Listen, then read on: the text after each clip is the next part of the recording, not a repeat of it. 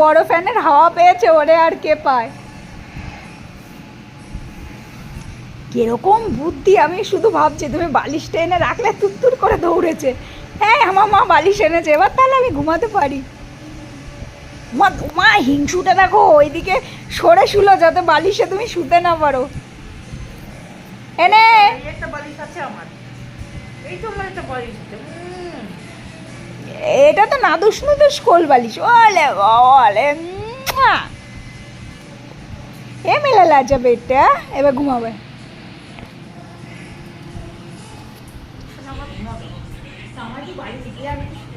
ও বালিশের একদম শেষ সীমানায় গিয়ে শুয়েছে যাতে তুমি শুতে না পারো।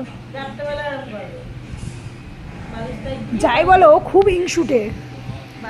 একা একা থেকে থেকে না সব একা নিয়ে নিয়ে ও ওর দিদির মতো হিংসুট হয়ে গেছে।